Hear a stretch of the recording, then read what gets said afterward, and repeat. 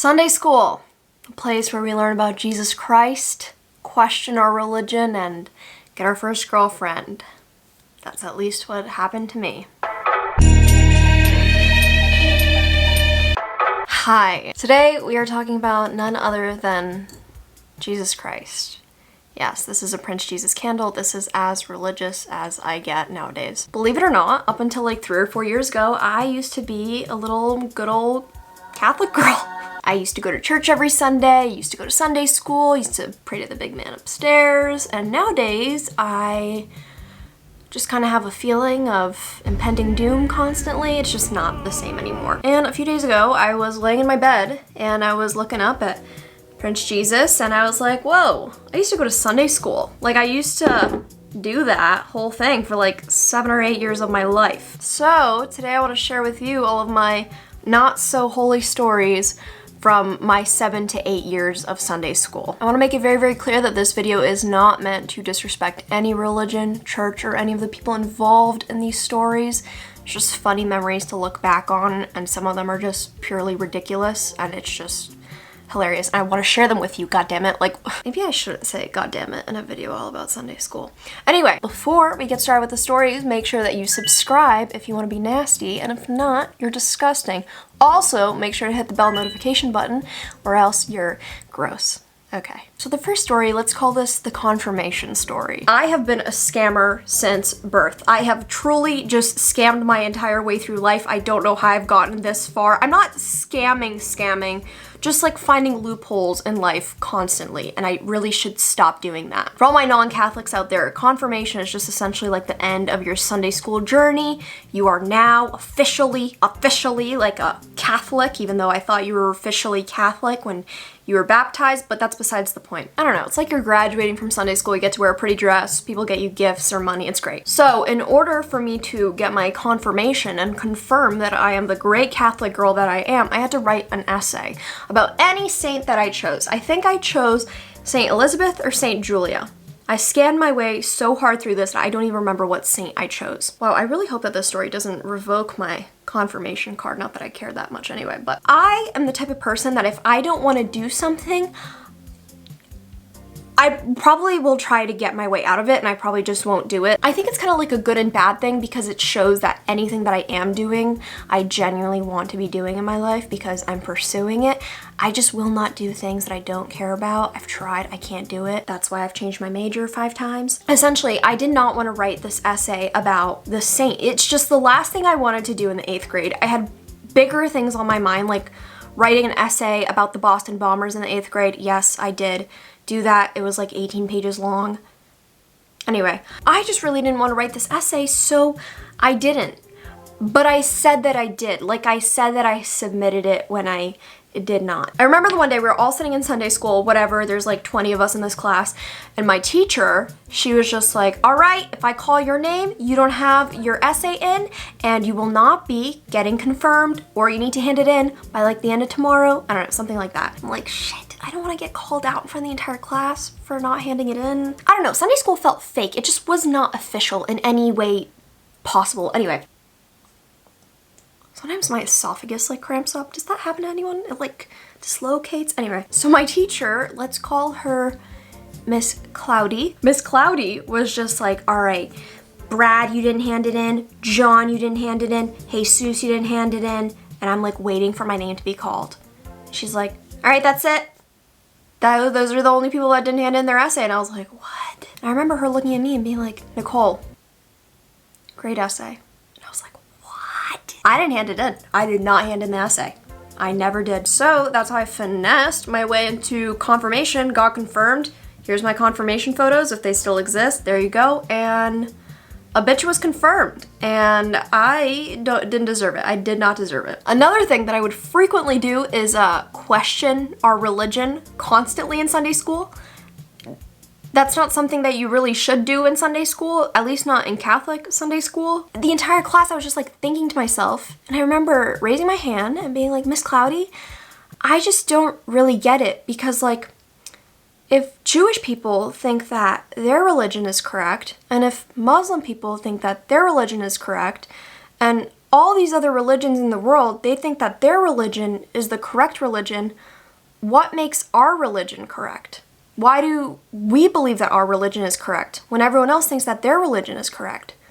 Why should I believe ours? And I just remember the room being completely silent and my teacher being like, Nicole, we just know. That didn't really answer my question, but yeah, looking back at it, I definitely challenged my Sunday school teachers quite a lot because I was just a curious kid and I just had a lot of questions and they were not being answered. Do I have to let you out? This is my cat.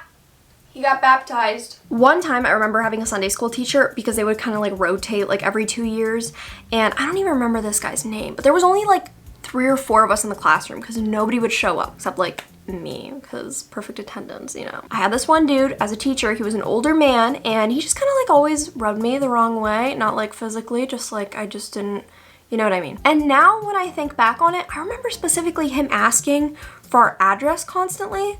Like he would constantly confirm with us every week if we still lived at the same address, not like reading from a paper, but just like off of his memory. He's like, oh, Nicole, you still live on like Hall Street, right? I don't live on Hall Street. And then I would just like look at him and be like, yeah. But looking back at it, why did he do that? That's kind of weird. The most exciting time for me in all of my years in Sunday school was 100% when I had my first communion, because that means that I could officially receive the holy body of Christ in wafer form. Anyway, that sounds really weird. That's what it was. And I am so obsessed with the taste of Eucharist. Like, I'm not joking. My parents would constantly buy like big sheets of Eucharist. It looks like this if you don't know, and they would constantly buy it for me, especially around Christmas time. I was obsessed with it. I think it's so good. It's so bland. I love the taste of it. It's amazing. I love tasting different types from different places. And then also around Christmas time, like family will send each other Eucharist in the mail. I love having that sweet taste of Polish Eucharist that has gone through, you know, shipping ports and everything else and probably isn't that safe to eat, but I love it. And so when I got communion and I could officially get it for the first time every single Sunday, that was amazing. Until I had to go gluten-free because I was told that I was severely sensitive to gluten. And I took it very, very seriously at the time. Now, not so much. And then I wonder why I have stomach problems. Anyway, so I was like, damn, I can't receive Eucharist every single Sunday anymore. And so my mom made me go into the priest's office one day. Hello, priesty. Hello, father. Never used those words before. Hello, father. I need gluten-free Eucharist. Can you help me? And he was like, yes, this church across town, they have gluten-free Eucharist. I'll have it specifically for you. So every Sunday I would stand in his line and he would have this like a little golden type of casket for the Eucharist, and he would open it up and it'd be like the stalest potato chip wafer ever, and I would eat it and it just wasn't the same. And then I did that for like about like a month or 2 and I was like, dude, I can't do this anymore. And so yeah, that was it. There's nothing else to the story. I had my first ever girlfriend in Sunday school. Her name is Chris Laney. Love her dearly. We just thought that it'd be funny to call ourselves girlfriends. I don't know why. Just we were in the 8th grade and we're like, we're girlfriends, and we would like hold each other's hands, and we went along to our first concert ever and it was Macklemore. It was just amazing. Yeah, just now looking back at it, that I had a girlfriend while in Catholic Sunday school. Just very on brand for me. Very sacrilegious and fun. So that's all the Sunday school stories I can remember, but however, I do have some more church related stories for you. This story is my most iconic holy story ever, and it's about confession. I found out that not all branches of Christianity have confession, but Catholics do. So if you don't know what it is, essentially they like stick you into like either a room or like a little tiny like telephone booth, and you have to sit there and you have to confess all of your sins that you have committed over the past however long since you last had your confession, and you say them to a priest, and then there's like usually a screen between you, so like you guys can't see each other, but they always know who you are. I know this because one time I told all my sins when I was really little, and the priest was like, oh, Nicole. And I was like, what the fuck? This was supposed to be anonymous. But the idea of it just always like freaked me out. Like, why do I have to tell my sins to another human being? Like, why is another human being redeeming me of my sins? Why is he the judge of if it's okay or not? Like, what if I sat there and I was like, I killed a man? Like, what happens then? I genuinely want to know. I would ask these kind of questions in Sunday school too. Like I would be like, well, what if someone confesses that they killed someone? Like in confession, like what happens? Do they call the cops? Like that kind of breaks the whole anonymity of it all. And that's why they didn't like me in Sunday school very much. So my mom takes me to the Polish church, whatever, and it's like late at night, and the little light in the little telephone booth-esque thing, it's green, meaning that someone's in there and you can go and talk to the priest. So I go inside and I'm like, hello, Father. I wasn't speaking Polish because I don't know how to confess my sins in Polish, only in English. And let me tell you, confession's hard. Like, how am I supposed to remember all the bad things that I've done over the past few months or years? You know what I mean? Like, do I have to recollect every single time I lied?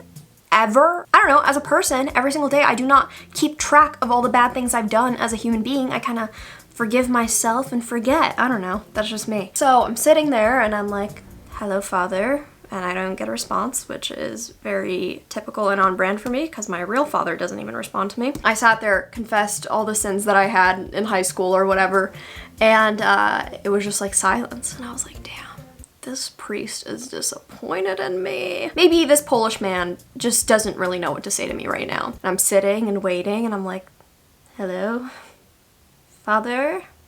Very on brand of me. And it was that moment that I realized there was nobody there. There was nobody in that, I don't know what to call it, porta potty, telephone, booth. There was nobody there. I walk out and it's only me and my mom in the church and she's like, what happened? And I was like, there's no one there. I confessed my sins to absolutely nobody.